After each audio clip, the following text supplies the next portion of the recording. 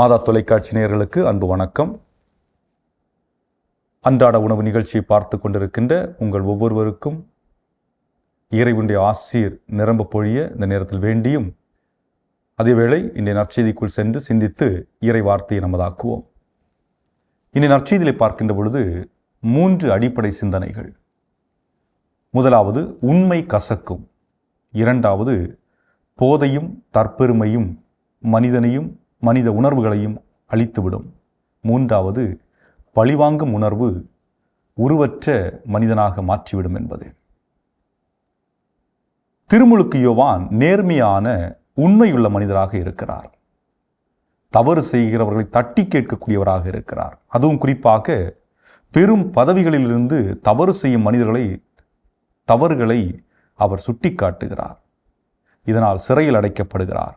இதன் மூலம் இந்த உலகம் உண்மையை சிறைப்படுத்த முற்படும் என்பதை நாம் அறிந்து கொள்ள ஆண்டவர் இயேசு கிறிஸ்து இந்த நற்செய்தியின் வாயிலாக நமக்கு உணர்த்துகிறார்.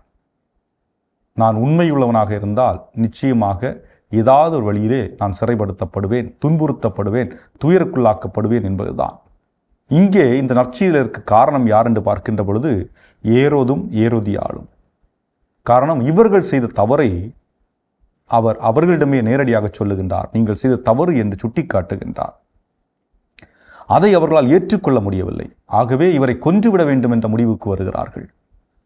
ஆக இங்கு நடக்கின்ற முதல் தவறு என்ன? தன் தவறை உணர மறுப்பது.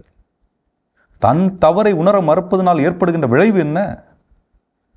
பிறரை அழிக்க வேண்டும் என்ற சிந்தனை. பிறரை அழிக்க வேண்டும் என்ற சிந்தனை வருகின்ற பொழுது அங்கே பழிவாங்கக்கூடிய உணர்வு மேலோங்கி நிற்பதை பார்க்க முடிகின்றது. ஆக இதுதான் ஏரோதியாவுக்கு இருக்கிறது, ஏரோதுக்கும் இருக்கிறது. ஆனால் ஏரோது அடக்கி வாசிக்கிறார், ஏரோதியா அதற்கான காலத்தை யோசித்து கொண்டிருக்கின்றார். அப்பொழுதுதான் அங்கே ஒரு நிகழ்வு நடைபெறுகிறது. அந்த நிகழ்வை தனக்கு சாதகமாக மாற்றிக்கொள்ளுகின்றாள் ஏரோதியா.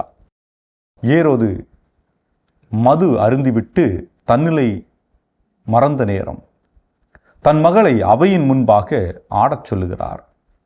அவள் ஆடி முடித்தவுடன் அவளிடம் உனக்கு என்ன பரிசு வேண்டும் என்று கேட்கிறார். நீ எதை கேட்டால் நான் கொடுக்கிறேன் என்று சொல்லுகிறார். ஆனால் இந்த வாக்குறுதியை நிதானத்தில் இருக்கின்ற பொழுது கொடுத்தாரா? இல்லை, நிதானமற்ற நிலையில் கொடுக்கின்றார். இதை நன்றாக பயன்படுத்திய ஏரோதியா திருமுழுக்கு யோவான் தலையை தன் மகள் வழியாக ஒரு தட்டில் வைத்து கேட்கின்றார். பழிவாங்க துடிக்கும் மனம் தன் மகளையும் கணவரையும் தன் பழியை தீர்த்து கொள்ள பயன்படுத்துகிறது. இங்கே ஒரு தாய் தன் மகளுக்கு நல்லதை சொல்லிக் கொடுக்கிறாரா அல்லது தீயதை சொல்லிக் கொடுக்கிறாரா? கொலை செய்வது தவறு இல்லை என்பது போல் சொல்லிக் கொடுக்கிறாள் அல்லவா? இது போன்ற செயல் பல நேரங்களில் நமது குடும்பங்களில் நடப்பவைதான். அதன் பின்பு பார்க்கிறோம், ஏரோது குடிப்போதையில் நான் என்ற மமதை, அகந்தை தனது விருந்தினர் முன்பாக பெயர் பெற்றிட வேண்டும் என்று தன் சிறு மகள் முன்பாக ஒரு இறைவாக்கின் தலையை துண்டிக்க ஆணையிடுகிறான்.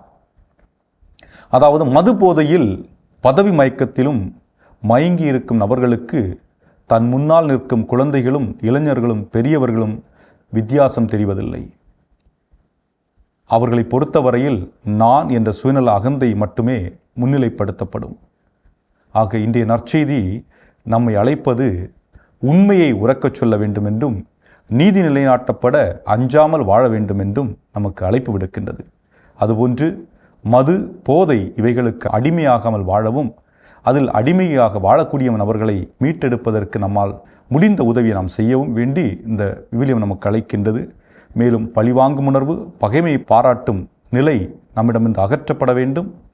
நிம்மதியை நாம் தொலைத்து விடக்கூடாது, நிம்மதியாக வாழ வேண்டும் என்றும் இந்த நற்செய்தியான் நமக்கு அழைப்பு விடுக்கின்றது.